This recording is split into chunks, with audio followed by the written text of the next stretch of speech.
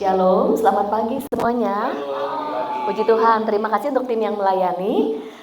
Saya bersukacita dan bersyukur kepada Tuhan ada bersama dengan Bapak Ibu Saudara pagi hari ini melayani di Rumah Lasem. Terima kasih untuk CLCC Family, kemudian untuk Pastor Andi, Pastor Nining dan tim kepemimpinan di Rumah Lasem yang juga mempercayakan saya untuk saya boleh sharing kesekian kalinya di tempat ini. Senang sekali bertemu dengan Bapak, Ibu, Saudara dan rekan-rekan semuanya. Salam kenal untuk yang baru pertama kali kenal. Tadi sudah diperkenalkan di awal. Sekali lagi, puji Tuhan. Dan topik yang akan saya sharingkan hari ini terkait dengan tema bulanan dari CLCC, yaitu Going Deeper with God. Dan topik yang saya akan sharingkan dengan spesifik adalah Me, Myself, and God.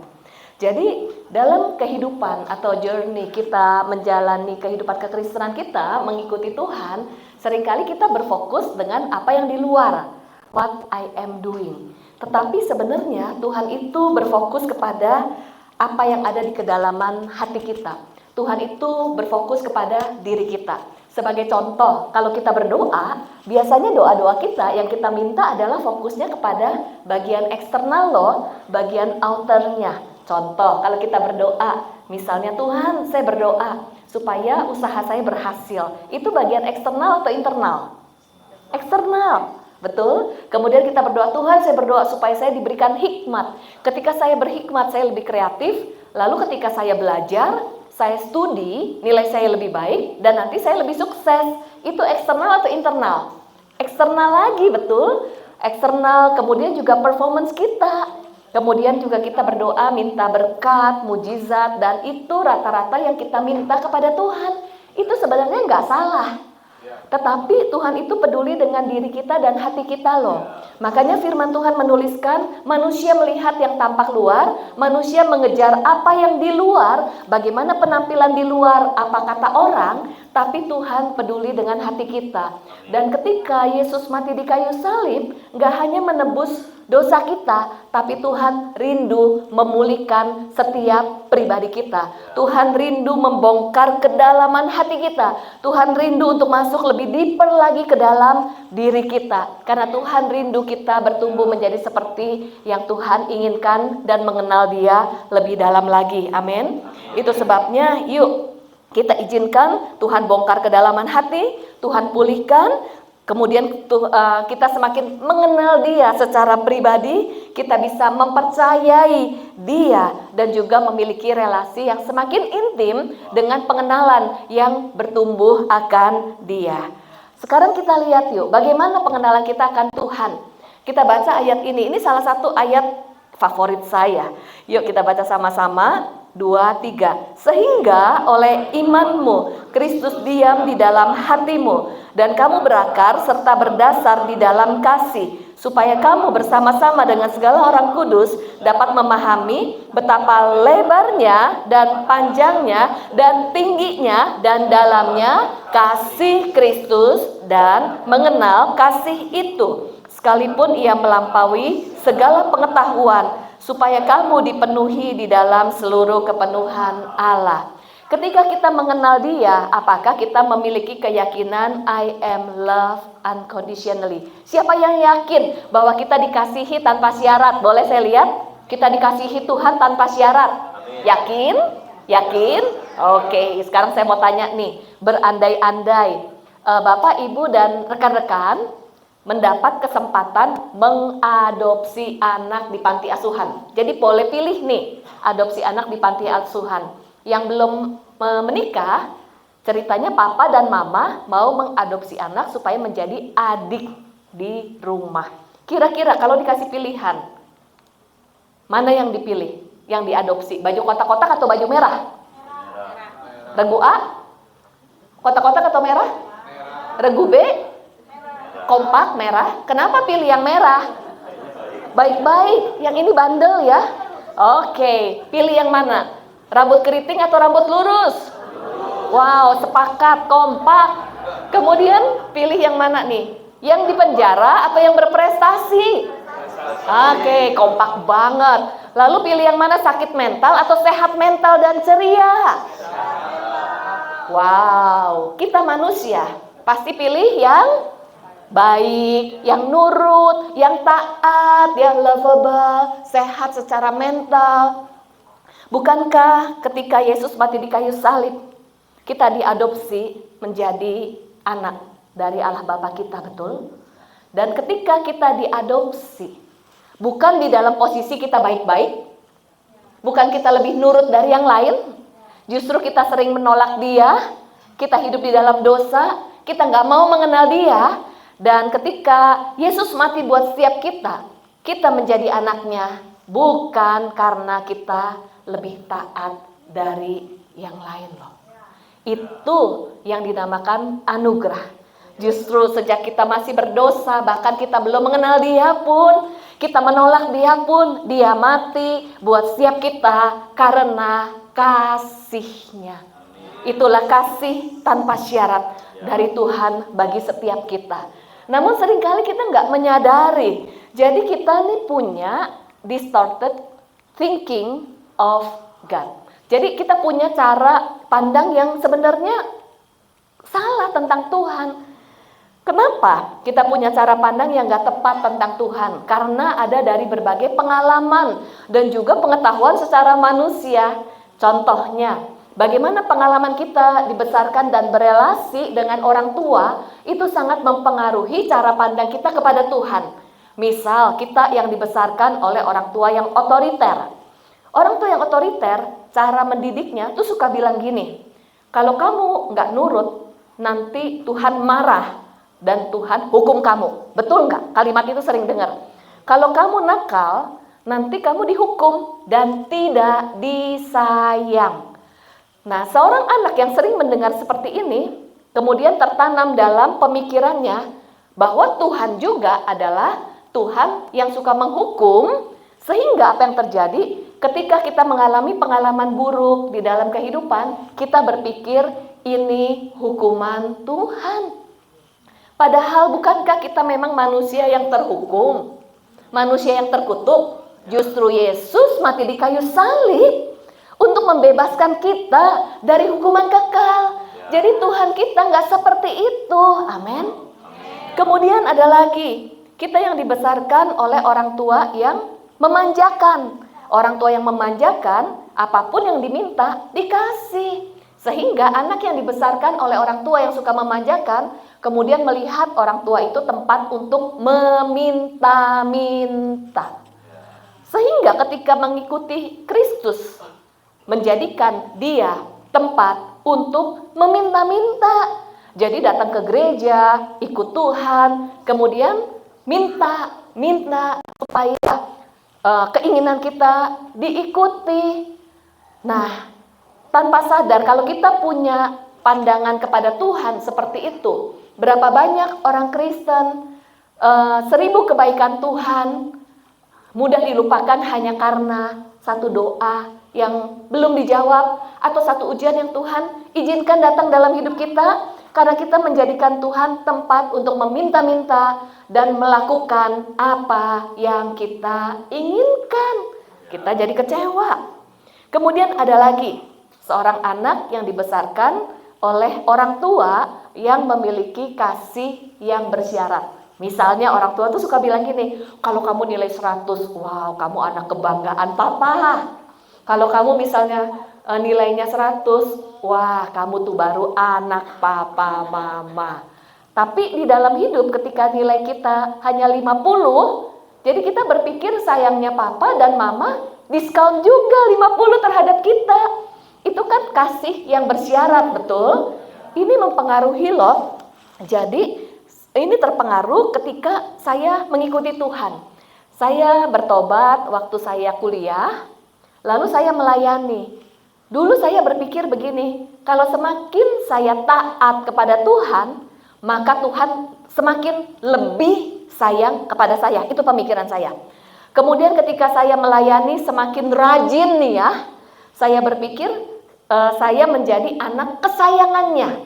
Kalau saya semakin nurut dan semakin sungguh-sungguh, maka saya semakin lebih berkenan kepada Tuhan dibandingkan yang lain. Itu pemikiran saya, karena saya dibesarkan dengan kasih yang bersyarat. Tetapi Tuhan kita beda. Bukankah kasih Tuhan itu sempurna? Kasih Tuhan itu tanpa syarat, tidak terpengaruh dengan apa yang kita lakukan. Kita lakukan sesuatu dan tidak lakukan sesuatu, Tuhan tetap sayang. Kita lakukan sesuatu atau tidak lakukan sesuatu tidak menambah atau mengurangi kasih Tuhan, karena kasih Tuhan panjang dan lebar, tinggi dan dalam dan sempurna, melebihi pemikiran manusia. Dan kasih Tuhan itu utuh bagi setiap kita. Yang setuju kita berikan kemuliaan buat Tuhan yuk. Sehingga kalau kita menyadari ini, ketika kita datang kepada Tuhan dan melayani Tuhan, taat kepada Tuhan, bukan supaya saya tidak dihukumkah, bukan supaya saya lebih disayang, bukan. Itu hubungan yang transaksional. Tetapi kalau kita menyadari kasih Tuhan, kita melayani Tuhan karena kita sadar akan anugerah, akan kasih Tuhan, dan sadar akan apa yang sudah Tuhan lakukan di dalam hidup kita. Dari hati kita yang terdalam, kasih itu yang mengalir sehingga kita mempersembahkan hati dan hidup kita bagi Dia, karena kita sadar kita yang gak layak, namun kita dikasihi. Amin. Kemudian juga ada yang kita dibesarkan oleh orang tua yang mungkin sibuk. Ketika kita masa kecil, orang tua sibuk, jadi kita kesepian dan kita merasa terabaikan.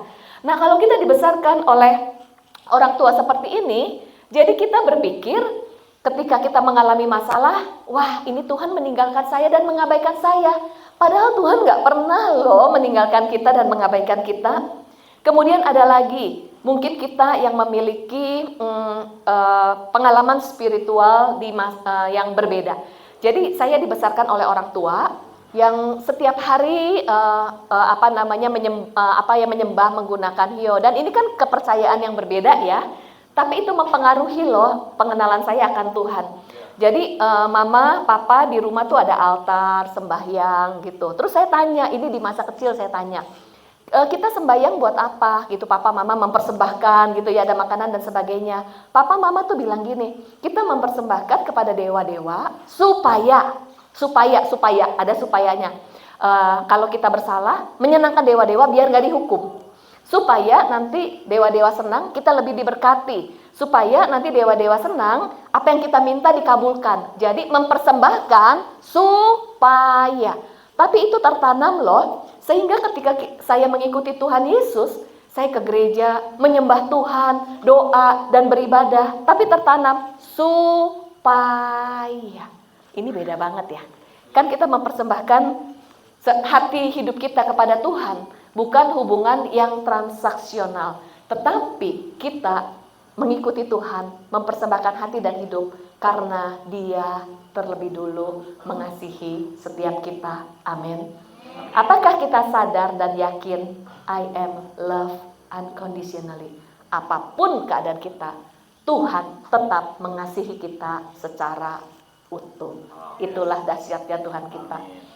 Yang kedua, pengenalan kita akan Tuhan membuat kita memiliki keyakinan bahwa I am forgiven. Saya diampuni. Yuk kita baca di 1 Yohanes 1 ayat 9. Jika kita mengaku dosa kita, maka Ia adalah setia dan adil, sehingga Ia akan mengampuni segala dosa kita dan menyucikan kita dari segala kejahatan. Amin.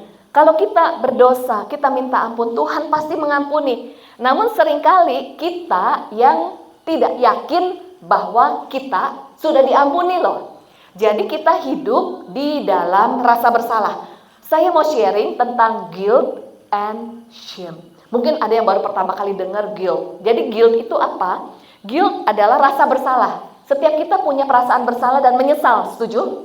Oke, guilt itu adalah rasa bersalah atau rasa berdosa karena kita melakukan kesalahan atau gagal mencapai standar tertentu. Jadi guilt atau rasa bersalah itu adalah salah satu emosi yang sama seperti takut, cemas, sedih, kecewa. Tapi ini emosi guilt.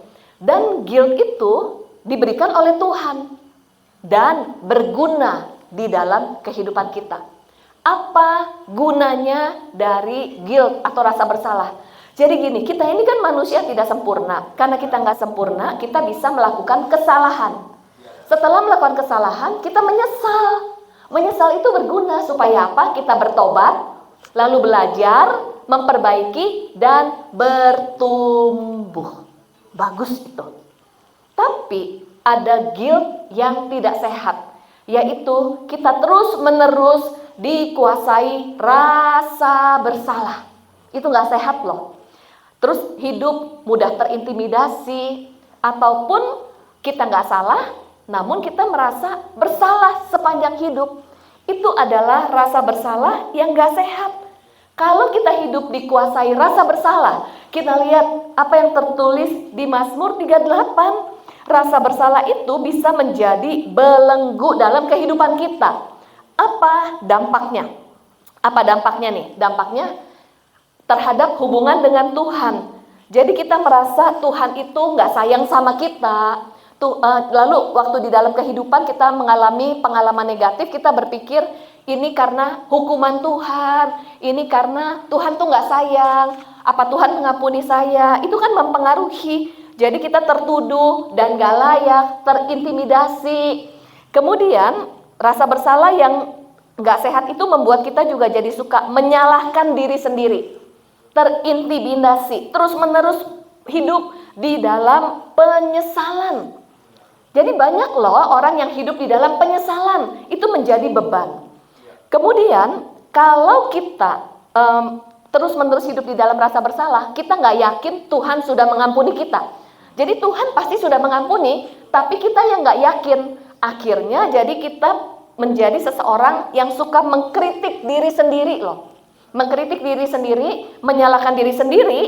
Apa dampaknya kepada relasi? Karena kita nggak yakin kita diampuni, kita menyalahkan diri sendiri. Di dalam relasi kita juga suka menyalahkan orang lain dan sulit mengampuni orang lain. Mempengaruhi banget. Kemudian juga berikutnya, rasa bersalah yang tidak diproses itu akan menjadi shame. Apa bedanya guilt and shame? Kita lihat di sini. Ini penting banget. Guilt ini rasa bersalah karena kita melakukan sesuatu, menyesal. Tapi kalau shame, jadi seperti ini. Memang saya orang yang salah. Memang saya salah. Memang saya nggak disayang. Memang saya orang yang gagal. Saya orang yang nggak punya masa depan. Sehingga cara pandang kita kepada diri sendiri tidak seperti cara Tuhan memandang kita. Kamu berharga, kamu mulia, kamu dikasihi. Tetapi shame itu kita melihat diri kita, saya buruk, saya nggak dikasihi, saya nggak layak. Itu mempengaruhi cara pandang kita kepada diri sendiri. And shame people become a shamer. Cara pandang kepada diri kita yang negatif, mengkritik diri sendiri, itu membuat kita juga menjadi suka mengkritik orang lain, menyalahkan orang lain, menghakimi orang lain. Itu mempengaruhi banget. Jadi sadarilah, yakinlah bahwa kita diampuni seutuhnya. Apa sumber rasa bersalah? Ini penting banget supaya kita paham tentang diri kita. Jadi sumber rasa bersalah itu ada dari Roh Kudus, hati nurani, orang lain, dan juga iblis. Kalau dari Roh Kudus itu bukankah di dalam firman Tuhan itu akan mengingatkan kita akan dosa dan membawa kita kepada pertobatan. Jadi Roh Kudus tugasnya menginsafkan kita akan dosa. Sehingga kita sadar kita orang yang berdosa. Lalu membuat kita jadi bertobat kepada Tuhan, kembali kepada Tuhan. Oke. Itu rasa bersalah yang sehat. Tapi cara kerja Roh Kudus lembut dan penuh kasih. Jadi kalau kita merasa terintimidasi, merasa terhakimi, itu bukan kerja Roh Kudus. Itu bukan karya Roh Kudus. Bukan. Ketika Roh Kudus menyadarkan kita, itu membuat kita memandang Tuhan dan sadar akan salib Dia, membawa kita kepada pertobatan dan menyadari kasih Tuhan. Namun ketika kita terintimidasi, terhakimi, dari mana rasa bersalah itu? Bisa jadi dari hati nurani kita. Tuhan memberikan kita hati nurani untuk membedakan yang baik, yang benar, yang salah. Tapi hati nurani itu seringkali terkontaminasi dengan pengalaman, dengan hal-hal yang di dunia. Jadi perlu diuji dengan firman Tuhan. Kemudian yang menariknya, rasa bersalah yang tidak sehat seringkali disebabkan oleh orang lain ataupun figur otoritas. Jadi yang paling sering adalah pola asuh orang tua terhadap anak-anak yang menyebabkan anak-anak hidup dengan rasa bersalah. Contoh ya, orang tua yang mendidik anak dengan rasa bersalah supaya anak itu taat tetapi menanamkan rasa bersalah. Kamu kalau nggak taat, lihat nanti akibatnya. Wow, itu perkataan loh. Kamu nih ya kalau nggak taat, lihat nanti kamu kena hukuman Tuhan. Kemudian orang tua yang suka mengkritik, kamu tuh ya gitu aja nggak bisa. Gitu aja, kamu mana bisa berhasil. Lalu tertanam, saya nggak bisa berhasil, saya orang yang gagal. Shame loh, terbawa sampai dewasa. Kemudian juga konflik antara orang tua dan anak. Orang tua menyalahkan, anak salah. Orang tua menyalahkan, tetapi nggak ada kesempatan untuk rekonsiliasi. Jadi anak mengalami perasaan yang tidak pernah diampuni sepenuhnya oleh orang tua. Itu membuat menganggap Tuhan juga sama, nggak bisa mengampuni. Lalu orang tua atau figur otoritas yang suka mengingat-ingatkan dengan kesalahan masa lalu. Kan kita manusia begitu ya. Salah hari ini yang dibahas masa lalu. Jadi menanamkan bahwa kesalahan masa lalu itu tidak diampuni dan masih salah. Itu menyebabkan kita juga merasa tidak diampuni oleh Tuhan. Atau juga orang tua atau figur yang menanamkan balas budi. Kamu tuh ya udah dididik gak tahu balas budi. Memang kamu orangnya gak tahu balas budi. Itu artinya menanamkan rasa bersalah untuk menuntut ketaatan dan mereka memiliki kewajiban untuk taat sama kita. Jadi itu pola asuh yang membuat kita hidup di dalam guilt and shame sepanjang hidup. Padahal Tuhan kita gak seperti itu. Kemudian sumber rasa bersalah yang lain adalah dari iblis. Jadi di dalam Wahyu 12 ayat 10 menuliskan bahwa iblis itu mendakwa. Dan itu adalah peperangan rohani, spiritual warfare. Iblis itu menanamkan seperti ini di pikiran kita. Tuh kan, lihat, Tuhan lebih sayang yang lain loh daripada kamu. Itu yang ditanam oleh iblis. Tuh kan, mana kamu udah sungguh-sungguh, buktinya masih mengalami pengalaman buruk. Mana buktinya Tuhan itu Tuhan yang hidup. Jadi kalau ada pemikiran-pemikiran itu adalah intimidasi iblis. Atau bilang gini, udahlah ngapain kamu sungguh-sungguh hidup dalam lembah kekelaman. Di sana ada jalan yang lebih mulus lagi. Kamu nggak akan mengalami lembah kekelaman, ikut yang sana aja. Ngapain kamu setia? Jadi iblis berusaha membuat kita meragukan kasih dan kebaikan Tuhan di tengah-tengah badai yang kita alami. Jadi, yuk next berikutnya. Tuhan pasti mengampuni, tapi seringkali kita yang nggak bisa forgive ourselves. Kita perlu loh mengampuni diri sendiri. Nanti kita akan berdoa sama-sama ya. Yang terakhir, I am secure. Jadi kalau kita menyadari kasih Tuhan, kita pun akan merasa aman di dalam kasih-Nya. Roma 8 ayat 28 kita tahu sekarang bahwa Allah turut bekerja dalam segala sesuatu untuk mendatangkan kebaikan bagi mereka yang mengasihi Dia, yaitu bagi mereka yang terpanggil sesuai dengan rencana Allah. Saya mau bahas ini, hope and realita, hope and reality. Ketika kita mengikuti Tuhan, kita perlu memiliki keberanian untuk berharap dan keberanian untuk menghadapi realita. Saya memberikan ilustrasi, ada sekelompok orang mendapat vonis dihukum mati seumur hidup di penjara dan dihukum mati. Sekelompok orang ya. Sekelompok orang ini ada 3 kategori. Kategori yang pertama adalah begini. Walaupun divonis dihukum mati, saya mau berjuang untuk pembebasan. Boleh nggak berjuang? Boleh. Saya berharap terjadi mujizat. Saya akan berdoa menanti mujizat dan memperjuangkan. Boleh nggak? Boleh. Karena Tuhan mau kita jangan kehilangan pengharapan. Kita minta mujizat boleh nggak? Boleh banget. Tuhan sanggup nggak melakukan mujizat? Sanggup karena Dia Allah yang luar biasa. Amin. Nah, kelompok yang pertama ini berjuang, tapi ternyata hasil akhirnya mereka tetap dihukum mati. Dan siapakah yang paling kecewa, yang paling down?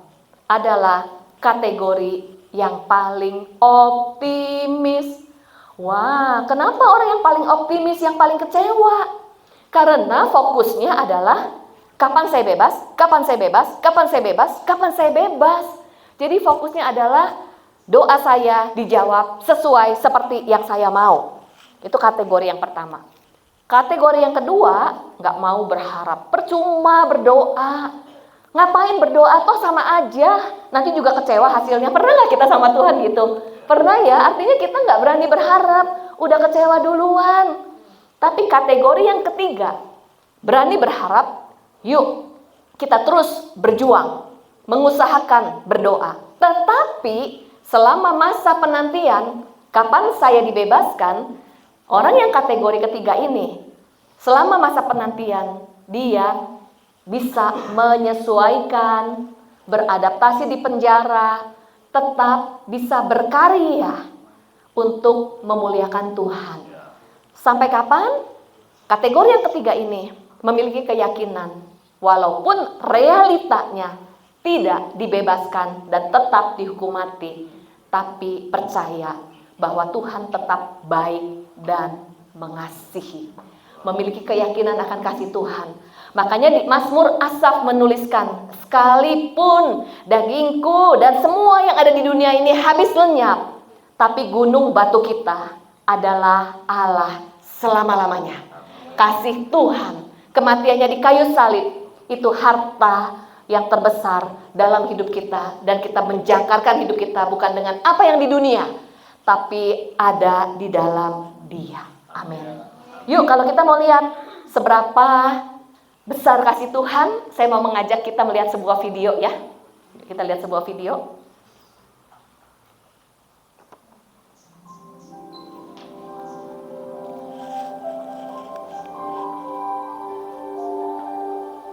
Video ini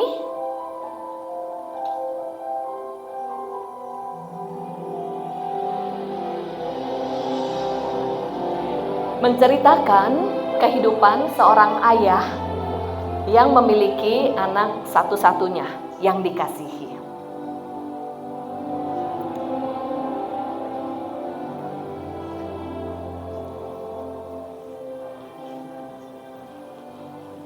Ayah ini bekerja sebagai penjaga pintu kereta api di sebuah jembatan. Kalau kereta api lewat, maka jembatan itu ditutup supaya kereta api bisa melintasi dengan baik.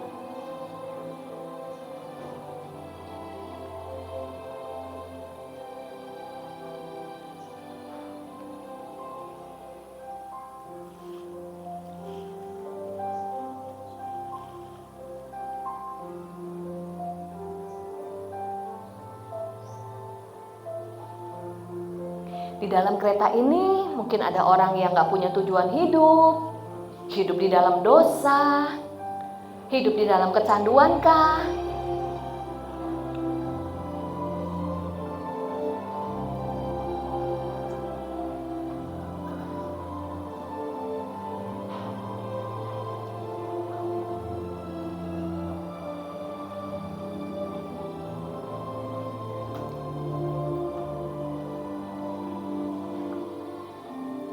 Satu hari, ketika sang anak melihat kereta api melintas, namun pintu jembatannya belum ditutup, sang anak berusaha mengingatkan ayahnya, memberitahu bahwa ada kereta api yang akan melintasi jembatan.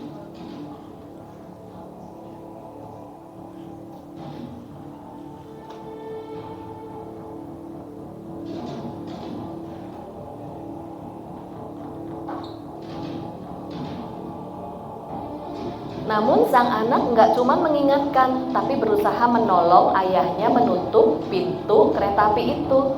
Tapi terjatuh dan terjepit. Kemudian sang ayah menghadapi dilema. Apakah akan menutup pintu kereta api itu, tapi anaknya nanti akan terjepit dan meninggal. Atau menyelamatkan anaknya dan membiarkan pintu kereta api itu terbuka, tapi kereta api akan mengalami kecelakaan dan semua penumpangnya akan tewas. Keputusan apa yang diambil oleh sang ayah?